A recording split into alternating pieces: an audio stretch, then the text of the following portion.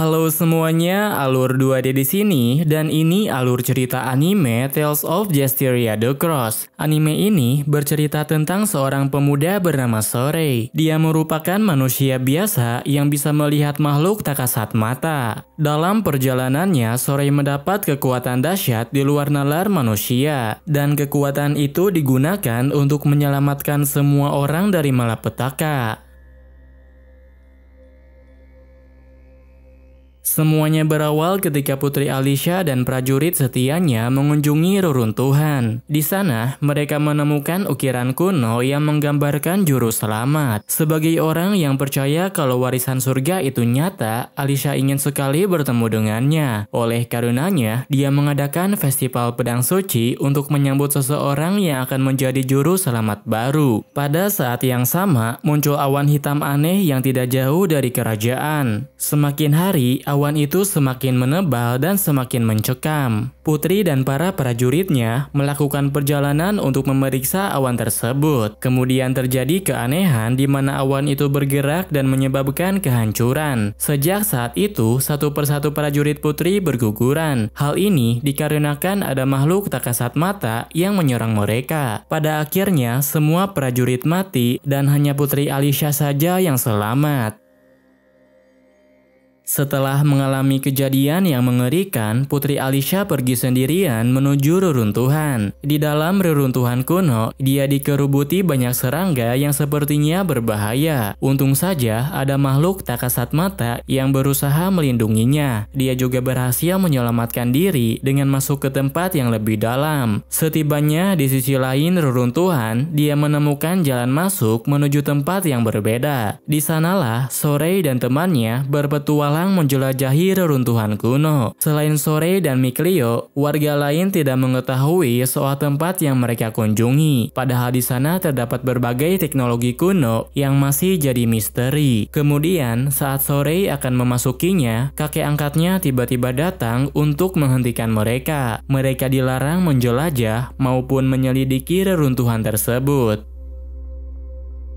Menurut buku yang dibacanya, Sorei mengetahui alasan kakek melarangnya. Ternyata tempat itu ada hubungannya dengan warisan surga. Hal ini malah membuatnya semakin penasaran dan ingin menyelidikinya. Mungkin saja dia bisa menemukan hal menakjubkan yang tersimpan di dalam sana. Keputusan yang diambilnya itu menyebabkan cuaca menjadi kacau. Petir terus menyambar seakan dipanggil oleh reruntuhan. Putri Alicia juga sampai terkena dampaknya. Dia terjatuh dan tidak sadarkan diri setelah terkena sambaran petir di reruntuhan. Setelah menghindari sambaran petir, Sorei dan Mikleo melanjutkan penjelajahannya. Tidak membutuhkan waktu lama, mereka menemukan Putri Alicia yang saat itu sedang pingsan. Sorei pun segera mendekatinya dan membangunkannya. Lalu Alicia bertanya kepadanya apakah dia juru selamat.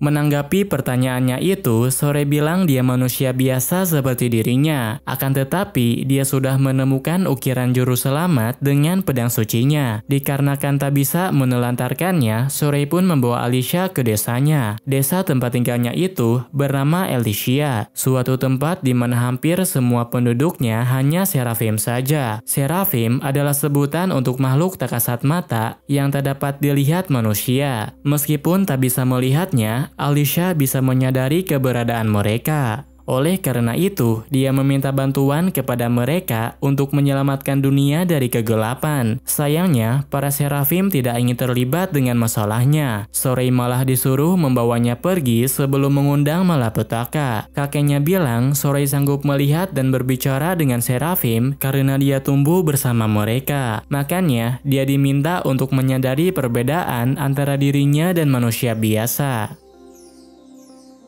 Di hari selanjutnya, Sorei mengajak Alicia pergi berkeliling desa. Sebagai bukti bahwa juru selamat pasti datang, Sorei memberikan sarung tangan yang dia temukan di depan reruntuhan. Akan tetapi, Alicia tidak menerimanya. Sebelum pulang ke tempat asalnya, dia mengembalikan sarung tangan itu dan berterima kasih kepadanya. Saat itu, dia juga mengajak Sorei untuk ikut serta dalam festival pedang suci. Alicia yakin juru selamat yang berada dalam legenda Amanda adalah orang seperti dirinya. Beberapa saat setelah Alicia meninggalkan desa, ketua desa menyadari ada yang menyusup ke wilayahnya. Penyusup itu adalah iblis yang dari dulu sudah mengincar Alicia. Sorey dan Mikleo berhadapan langsung dengan iblis tersebut. Akan tetapi, kemampuan mereka masih belum cukup kuat untuk menghadapinya. Meskipun Sorey dan Mikleo sudah bekerja sama, mereka tak dapat melukainya sedikit pun.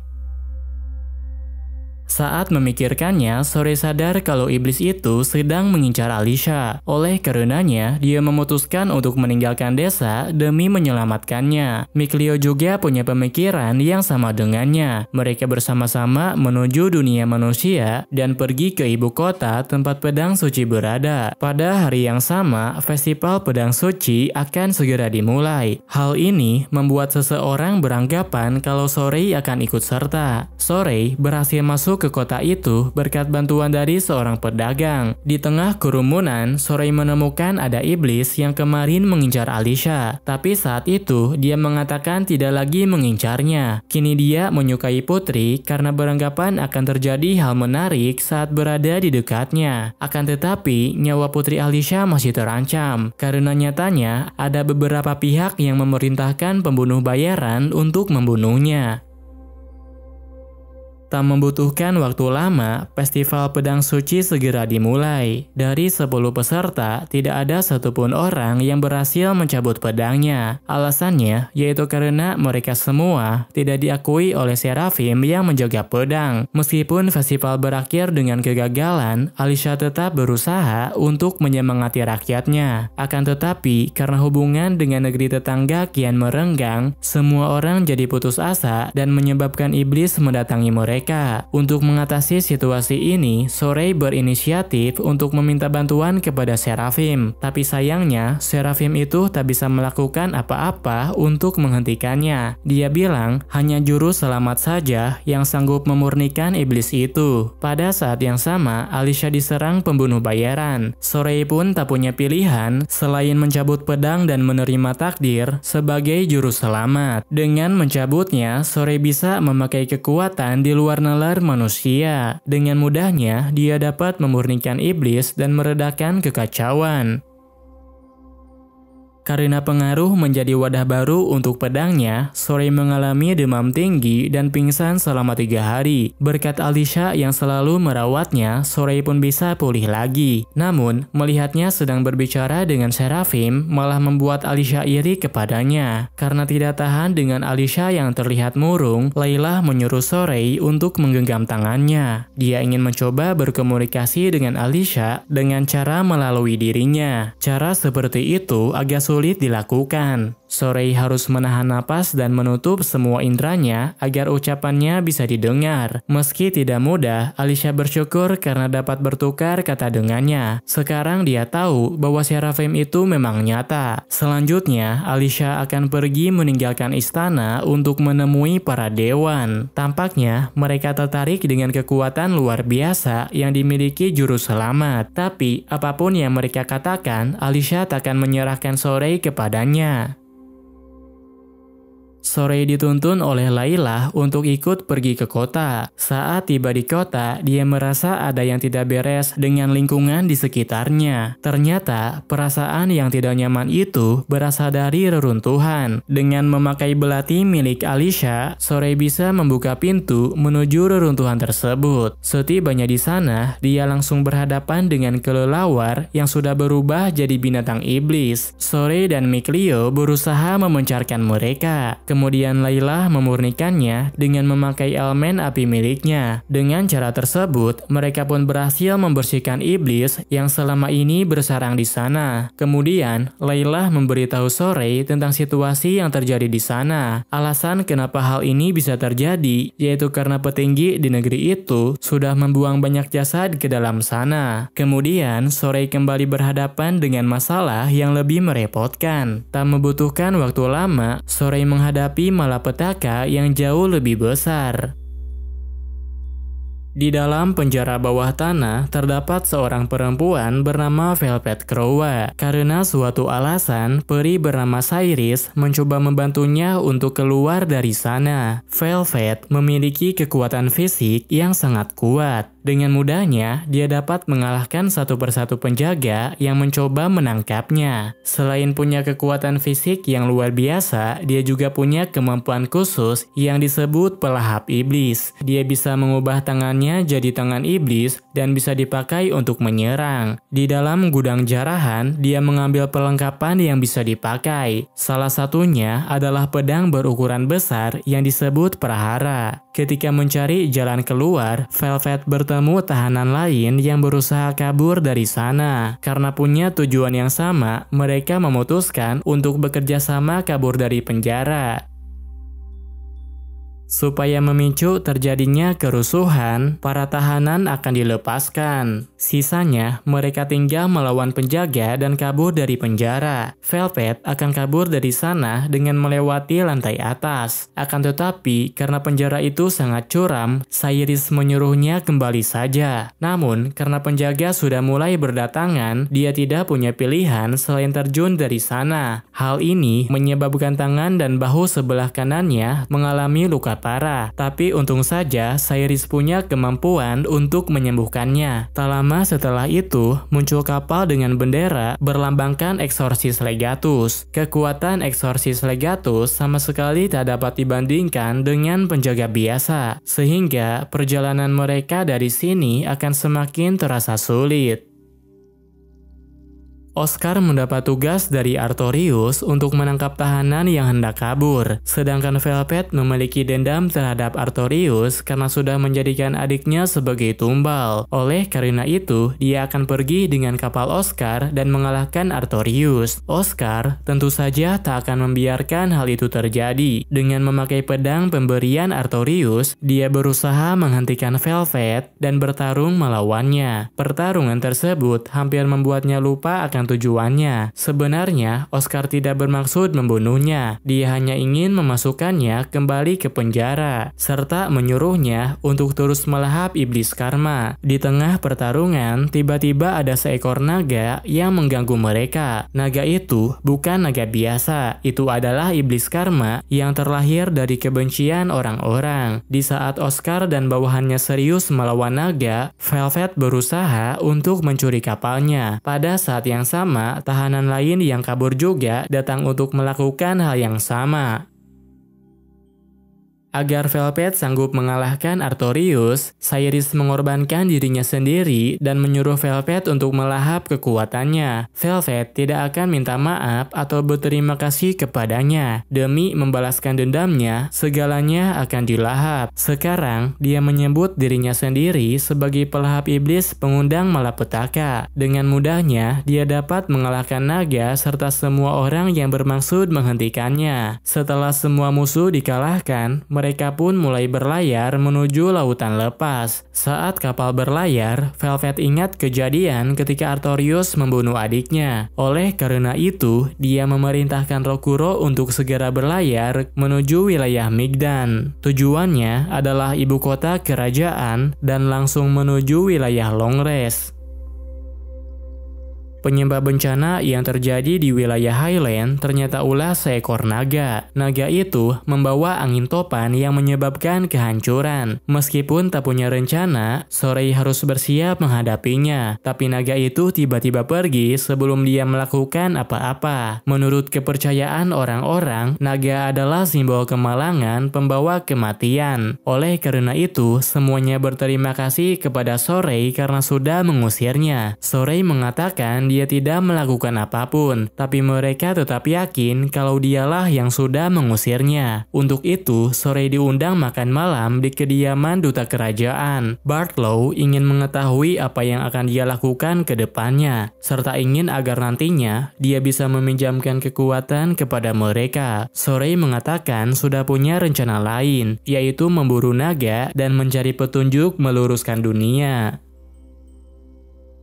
Melihat apa yang dilakukan Sorey hari ini membuat Mikleo kepikiran. Dia bertanya kepada Layla apa yang harus dia lakukan agar bisa membantunya. Layla pun memberinya saran pergi menuju reruntuhan untuk mendapat pusaka legendaris. Baginya, itu sama halnya dengan pedang suci yang dapat memberikan Sorey kekuatan. Seandainya Mikleo bisa mendapatkannya, maka dia juga bisa memberi bantuan untuk sahabatnya. Di hari selanjutnya, Sorey pergi bersama Alicia untuk menjadi pengawalnya. Tujuan Alicia kali ini adalah kota terbesar kedua yang bernama Marlin. Alasan kepergiannya, dia ditugaskan oleh raja untuk menangani wabah yang terjadi di sana. Sedangkan Sorey akan pergi ke tempat berbeda, yaitu tempat legenda naga. Ketika berada di wilayah bebatuan, ada perempuan yang terlempar ke arah Sorey. Anak perempuan itu bernama Edna. Dia merupakan salah satu serafim sekaligus teman lamanya Layla. Pada saat yang sama, muncul iblis jahanam yang menyerang mereka. Sorey terpaksa harus melawannya dan menggunakan kekuatan Layla untuk memurnikannya. Namun, ketika dia akan memurnikannya, tiba-tiba ada serafim lain yang membunuh iblis itu. Dengan memakai senjata istimewanya, serafim itu sanggup menghancurkan iblis dengan sekali tembakan saja. Alasan kedatangannya adalah untuk mengalahkan naga yang sedang bersarang di sana. Naga itu merupakan kakaknya Edna yang dulu hidup sebagai serafim. Sorey beranggapan bisa mengembalikannya dengan pemurnian, tapi sayangnya serafim yang telah menjadi naga mustahil bisa dimurnikan. Edna bilang sudah mencari berbagai cara, tapi semua yang dia lakukan tidak ada hasilnya. Di lain tempat, Mikleo berhasil masuk ke reruntuhan dan mendapatkan senjata legendaris. Dengan senjata tersebut, dia bisa memurnikan binatang yang sudah dirasuki iblis. Edna sudah menyerah memurnikan kakaknya. Dia beranggapan tidak ada cara lain selain membunuhnya. Sorey beranggapan Edna tidak ingin melakukannya, karena saat Zafaid menyerang kakaknya, Edna mencoba menghentikannya. Oleh karena itu, Sorey berpikir tentang apa yang harus dia lakukan ke depannya. Dia tetap optimis dan percaya pasti ada cara untuk memurnikan naga. Namun, naga yang mereka hadapi itu semakin tidak terkendali. Bahkan, ketika Sorey sudah menunjukkan kekuatannya, naga itu malah semakin mengganas. Namun, saat adiknya mencoba menghentikannya, naga itu berhenti menyerang lalu pergi meninggalkan mereka. Setelah melihat kejadian tersebut, Zafaid mengurungkan niat membunuhnya. Edna juga ingin membuat kontrak agar bisa meminjamkan kekuatannya kepada Sorey. Sebagai gantinya, Sorey berjanji pasti akan memurnikan kakaknya. Selama ini, Sorey telah menghadapi dan memurnikan iblis dari berbagai tempat. Makanya, Layla ingin mengetahui apa pemurnian itu bagi dirinya. Dalam perjalanan ke depan, dia akan bertemu dengan iblis yang wujud dan ukurannya bervariasi. Tapi kalau hanya berpacu untuk menghadapi iblis tersebut, mungkin suatu saat dia juga akan turut ditelan kegelapan. Oleh karena itu, Layla melatihnya memakai imajinasi. Dengan memahaminya, dia akan tahu apa yang seharusnya dilakukan. Melihatnya saja, Layla bisa tahu kalau potensinya memanglah besar, tapi hasrat untuk menolong orang-orang membuat dirinya jadi rapuh. Sepertinya memang hanya Mikleo saja yang dapat menutupi kekurangan tersebut. Sementara itu, saat Mikleo sedang tertidur, ada serafim Normin yang membutuhkan pertolongan. Kemudian, setelah dia menyelamatkannya, serafim itu bersedia untuk menemani perjalanannya. Perjalanan Alicia menuju kota Marlin tidak berjalan lancar. Karena jembatannya sudah rusak, dia harus mencari jalan lain untuk sampai ke Marlin. Kemudian, saat Sorey tiba di sana, tiba-tiba muncul iblis ular di balik awan hitam. Selain ular raksasa, dia juga bertemu dengan naga muda yang melintas di sekitarnya. Dengan memakai kekuatan Edna, Sorey berusaha memurnikannya, tapi pemurnian gagal dilakukan karena naga itu di luar jangkauan. Saat situasinya mereda, Sorey memakai kekuatan bumi untuk menghubungkan jalan. Kemudian saat tiba di tempat pengungsian, dia bertemu dengan Alicia yang sudah putus asa. Sorey beranggapan kalau naga muda itu sumber wabahnya. Makanya, dia segera pergi menuju sarangnya, lalu mengerahkan semua kekuatannya untuk memurnikan naga tersebut. Namun, kekuatan yang dimilikinya tak bisa dipakai serangan jarak jauh. Untungnya, Mikleo bisa datang tepat waktu. Dia menjalin kontrak abdi dengan Layla dan meminjamkan kekuatan barunya kepada Sorey. Demi membangkitkan kembali Marlin, Sorey dan Mikleo bekerja sama memurnikan air yang tercemar. Karena airnya terus mengalir, mereka melakukannya tanpa henti selama berhari-hari. Rohan adalah Seraphim yang seharusnya melindungi Marlin. Alasan Marlin jadi kacau seperti itu berawal karena hal sepele. Namun, perlahan jadi masalah besar dan melahirkan malapetaka. Setelah menghabiskan waktu di perpustakaan, Sorey dan Alyssa mengurus suplai darurat untuk penduduk. Pada saat yang sama, mereka mendapat kabar kalau Batlow telah mengirim pasukannya untuk berperang. Tampaknya, kepergian Alicia dari istana dijadikan kesempatan untuk berbuat sesukanya. Sebelum perang terjadi, Alicia akan coba menghentikannya. Lalu, ketika Sorey bilang akan ikut, Layla terlihat marah dan menolak mentah-mentah. Alasannya, karena Sorey belum cukup pengalaman dan tidak pernah melihat manusia yang ditelan kegelapan. Saat berjalan di sebuah gang, Sorey merasakan aura kegelapan yang sangat kuat. Aura itu berasal dari seseorang yang sudah dirasuki oleh iblis. Sorey cukup kesulitan menanganinya, karena hanya dengan menyentuhnya saja, dia bisa merasakan kebencian darinya. Setelah itu, Sorey mengunjungi pemakaman seseorang yang menjadi korban iblis tersebut. Dia ingin memurnikannya karena jiwanya tak bisa menemukan kedamaian. Masing-masing memiliki alasan atas tindakannya, tapi keluarga atau saudaranya yang ditinggalkan akan berduka dan melahirkan kebencian. Di lain tempat, Alicia dikepung oleh sekelompok orang yang bersenjata. Mereka tak bisa menerima keputusannya yang ingin menghentikan peperangan. Sistem bertahan yang dijalankannya dianggap hanya menimbulkan kematian. Meski sudah di pojokan, Alicia tak menunjukkan rasa takut sedikit pun. Apapun yang terjadi, dia ingin menghentikan perang meski nyawa taruhannya.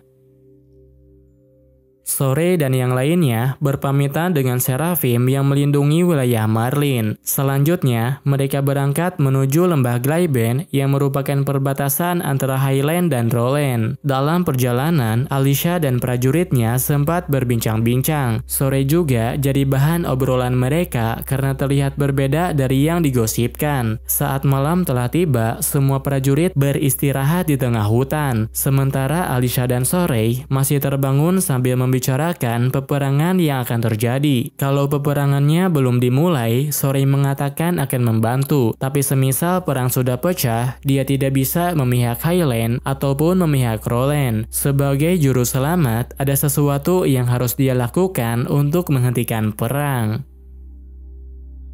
Di hari selanjutnya, pasukan Rollens melakukan serangan di belakang Highland. Karena peperangan sudah terjadi, maka akan sulit bagi Alicia untuk menghentikannya. Sorey tak bisa tinggal diam. Dia meminjam kekuatan rekan-rekannya dan langsung terjun ke medan perang. Sementara Alicia sudah bertemu dengan komandan. Dia memberi perintah untuk membuka pembicaraan dengan Rollens sekarang juga. Sayangnya, Jenderal Landon tidak mau mematuhinya. Putri Alicia malah dikepung oleh prajuritnya sendiri yang ingin perang tetap berlanjut. Terlebih karena Putri Alicia dikhianati oleh pasukannya sendiri, Rose tak bisa menahan amarah dan mengancam mereka semua. Ketika perang berlangsung, Sorey mengerahkan kekuatan penuhnya untuk memurnikan orang-orang. Namun, prajurit yang dirasuki oleh iblis tidak ada habisnya. Pembantaian dan kebencian yang sudah berkumpul telah mengundang iblis paling mengerikan yang disebut Raja Malapetaka.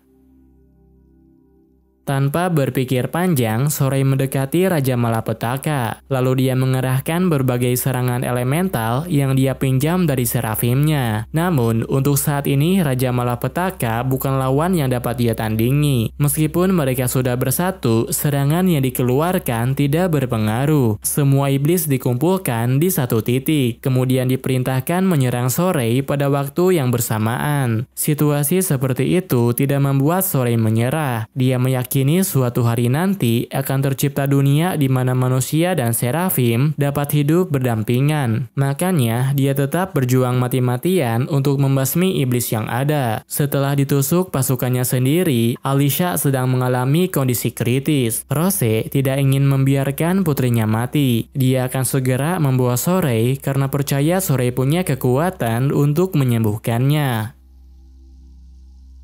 Sorey yang sudah kehabisan tenaga hanya bisa mengandalkan teman-temannya. Raja Malapetaka sudah tidak ingin lagi berurusan dengannya. Namun, ketika Sorey sudah menjadi harapan umat manusia, maka di saat itu pula dia akan menghancurkannya. Setelah itu, peperangan berakhir tanpa ada pihak yang menang. Dengan kekuatan penyembuhnya, Sorey dapat menyembuhkan Alicia yang sedang terluka parah. Kemudian, setelah Alicia kembali pulih, Sorey menjadikan dia patinya. Dengan begitu, maka ikatan keduanya jadi semakin kuat, sampai-sampai Alicia bisa melihat Seraphim yang selama ini ada di sekitarnya.